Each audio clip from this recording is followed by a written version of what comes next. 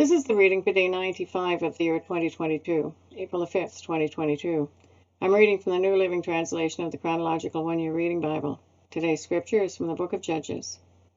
Judges chapter 16, starting at verse 1. Heading: Samson carries away Gaza's gates.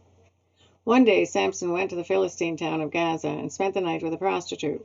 Word soon spread that Samson was there. So the men of Gaza gathered together and waited all night at the town gates. They kept quiet during the night, saying to themselves, "When the light of morning comes, we'll kill him." But Samson stayed in bed only until midnight. Then he got up, took hold of the doors of the town gate, including the two posts, and lifted them up, bar and all. He put them on his shoulders and carried them all the way to the top of the hill across from Hebron. Heading: Samson and Delilah. Sometime later, Samson fell in love with a woman named Delilah, who lived in the valley of Sorek. The rulers of the Philistines went to her and said, "Entice Samson to tell you what makes him so strong, and how he can be overpowered and tied up securely. Then each of us will give you 1,100 pieces of silver." So Delilah said to Samson, "Please tell me what makes you so strong, what it would take to tie you up securely." Samson replied, "If I were tied up with 7 new bowstrings that have not yet been dried, I would become as weak as anyone else." So the Philistine rulers brought Delilah 7 new bowstrings, and she tied Samson up with them. She had hidden some men in one of her inner rooms of her house, and she cried out, "Samson, the Philistines have come to capture you." But Samson snapped the bowstrings as a piece of string snaps when it is burned by fire.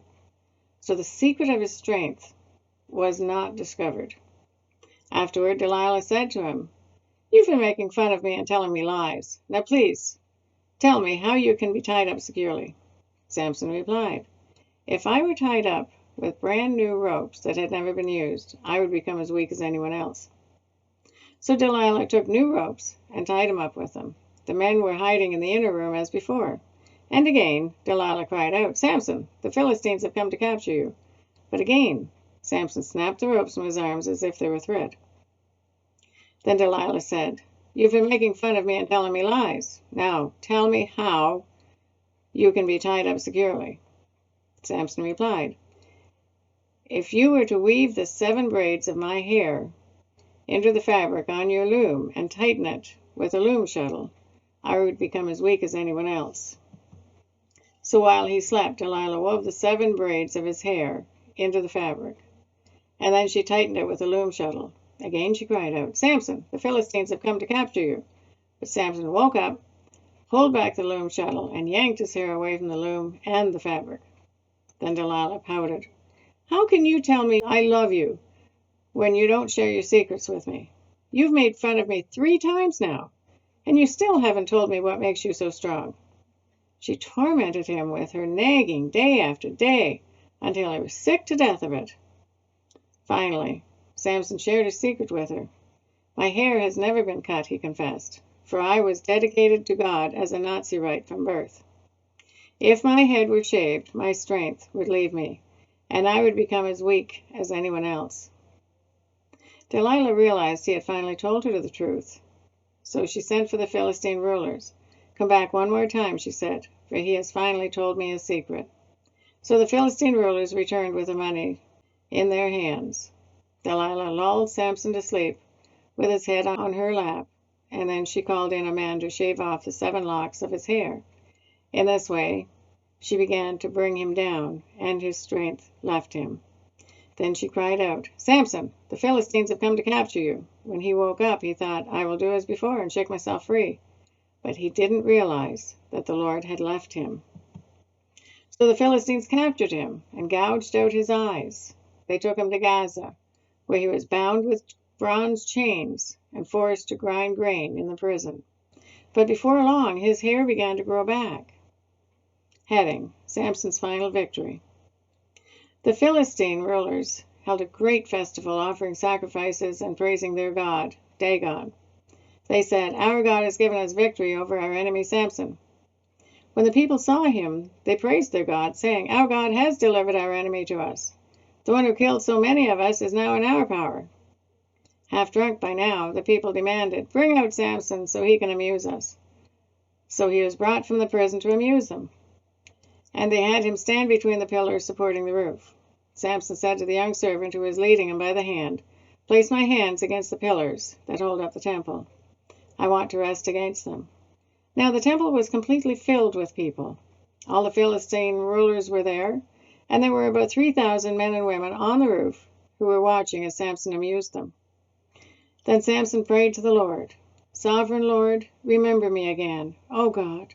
Please strengthen me just one more time. With one blow, let me pay back the Philistines for the loss of my 2 eyes."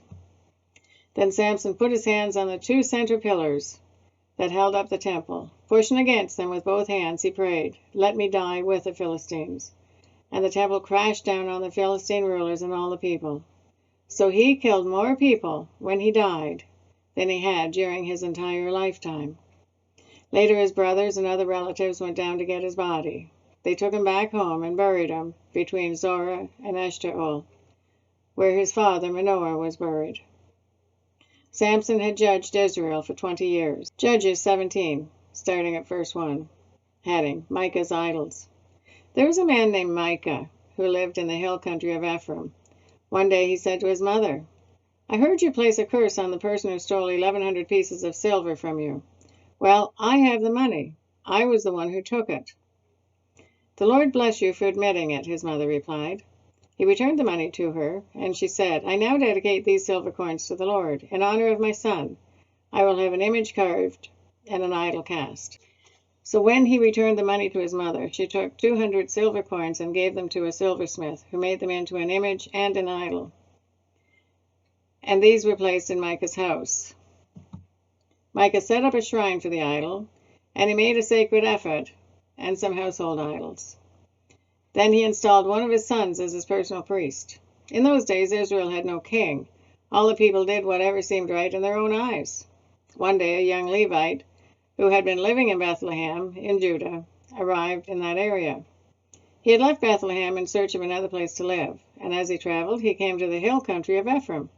He happened to stop at Micah's house as he was traveling through. "Where are you from?" Micah asked him. He replied, "I am a Levite from Bethlehem in Judah, and I am looking for a place to live." "Stay here with me," Micah said, "and you can be a father and priest to me. I will give you 10 pieces of silver a year, plus a change of clothes and your food." The Levite agreed with this, and the young man became like one of Micah's sons.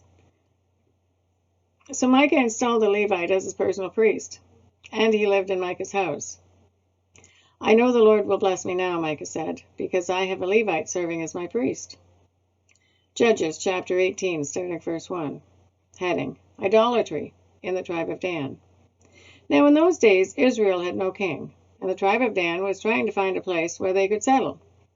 For they had not yet moved into the land assigned to them when the land was divided among the tribes of Israel. So the men of Dan chose from their clans 5 capable warriors from the towns of Zorah and Eshtaol to scout out a land for them to settle in.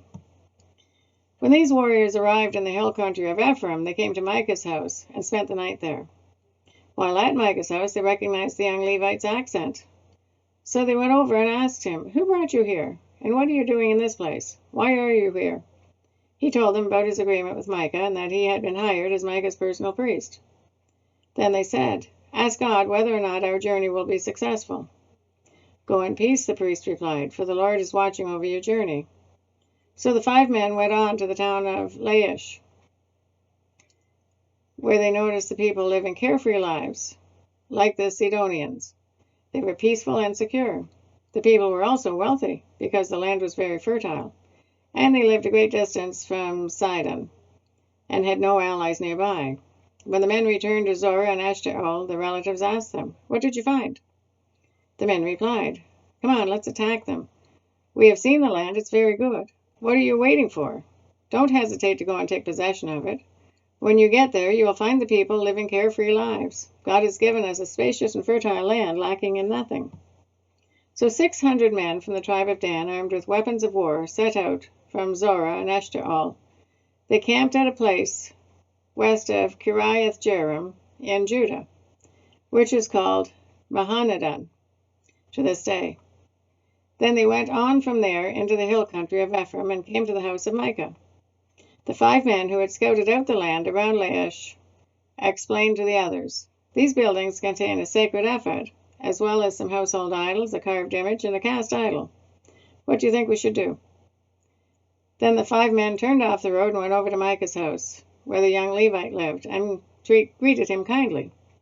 As the 600 armed warriors from the tribe of Dan stood at the entrance of the gate, the 5 scouts entered the shrine and removed the carved image, the sacred ephod, the household idols, and the cast idol. Meanwhile, the priest was standing at the gate with the 600 armed warriors. When the priest saw the men carrying all the sacred objects out of Micah's shrine, he said, "What are you doing?" "Be quiet and come with us," they said. "Be a father and priest to all of us. Isn't it better to be a priest for an entire tribe and a clan of Israel than for the household of just one man?" The young priest was quite happy to go with them, so he took along the sacred ephod and the household idols and the carved image.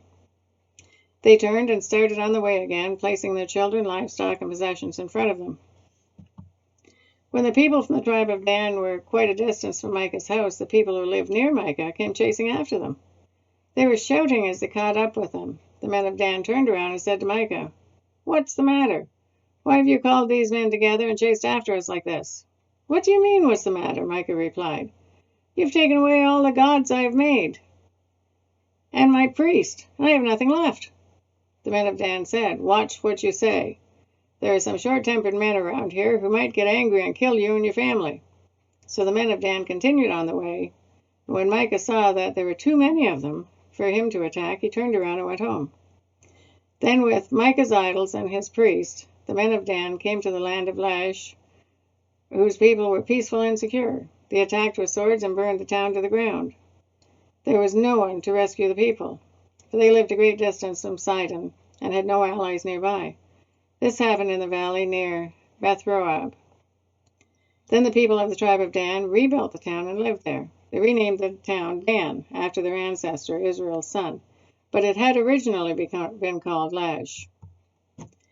Then they set up the carved image, and they appointed Jonathan, son of Gershom, son of Moses, as their priest.